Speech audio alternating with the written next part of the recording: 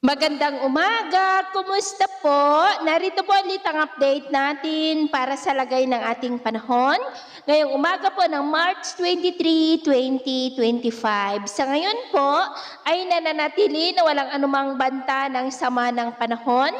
Sa loob at labas ng ating area of responsibility, ang hanging amihan na umiihip dito sa Luzon ay unti-unti naman na po na humihina ang epekto nito habang ang shear line ay patuloy pa rin na nakakaapekto sa Visayas at easterlies po sa may Mindanao. At sa ating long range forecast, consistent pa rin po na walang bagyo na namamataan na tatawid sa ating kalupaan for the next 2 weeks. At sa lagay po ng ating panahon, ngayong madaling araw ay maayos ang panahon sa malaking bahagi ng ating bansa, pero may chance pa rin ng mga isolated rains, lalo na po sa may Palawan, Samar Provinces, Leyte, Bohol, Cebu, Northern Negros, Dinagat Island, Sarangani, Bislig, Misamis Oriental, Zamboanga, Basilan, Holosulu, Tawi-Tawi at ilang bahagi ng General Santos. At mamaya po ay sisikat ang araw sa malaking bahagi ng ating bansa pero may chance pa rin ng mga cloudy skies with isolated rains, lalo na po sa may southern Palawan,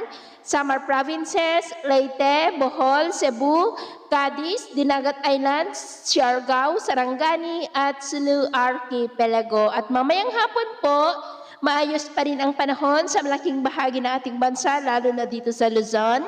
Pero may chance pa rin ng cloudy skies with isolated rains sa may Palawan, Bicol Region, Visayas at Mindanao. Kaya mag-ingat po tayo dahil may mga chance pa rin ng mga pagbaha at pagguho ng lupa. At sa atin naman po mga baybayin, dahil po sa shear line ay maalon ngayon sa mga baybayin ng Northern Seaboard ng Camarines Provinces, silangang baybayin ng Catanduanes at Sorsogon, maging po sa mga seaboard ng Northern Samar at Eastern Samar, na ang mga alon dyan ay posible po na aabot hanggang sa 2 to 3 meters height.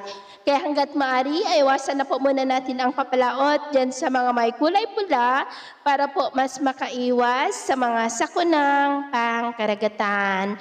So yun po ang latest update natin sa araw na ito. At ako po muli si James na nagsasabing, sakay na ng pagsubok po na darating sa ating buhay, huwag na huwag po tayong mawawalan ng pag-asa. Thank you and God bless!